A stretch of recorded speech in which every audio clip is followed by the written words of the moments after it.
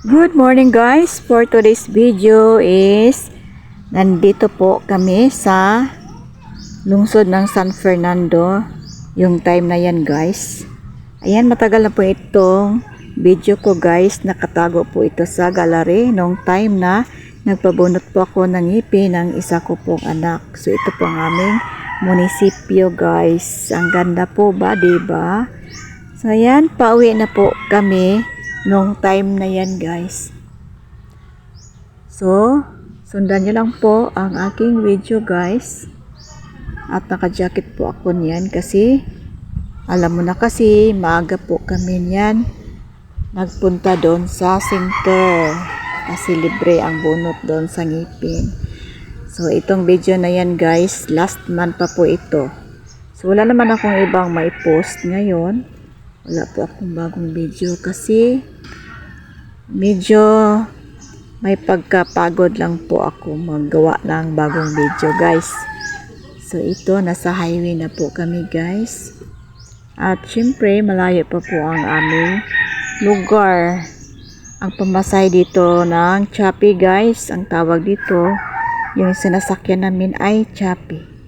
So ang pamasahe dito guys is 25 pesos. Hanggang sa amin po pababa.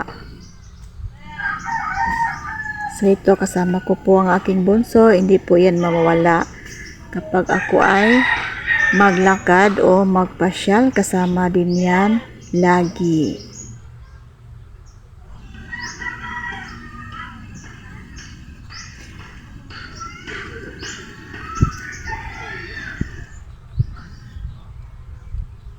Ganyan talaga pag mga bunso nating anak, mahilig sumama po sa kanilang ina. O diba guys? Nung time na yan, sobrang mainit po yan guys.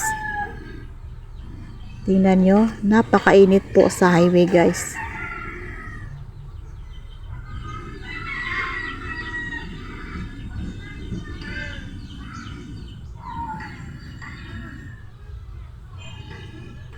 At ito, dumating na po kami dito sa eskina guys. Ayan. Liko na kami dyan patungong Upper San Isidro. Patangas po kami dyan sa buntod.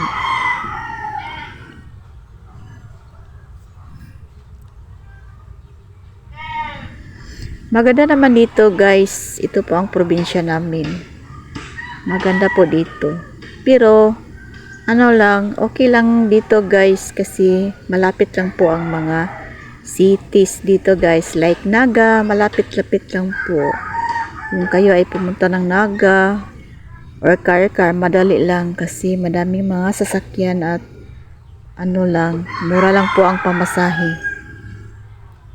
So ito na guys, nandito na po kami sa tuktok ng bundok guys. Maganda na po ang kalsada dito sa amin guys. So tingnan nyo, hindi na siya lubak-lubak. At syempre guys, hanggang dito na lang po. Maraming salamat sa iyong panonood. Follow for more. Bye!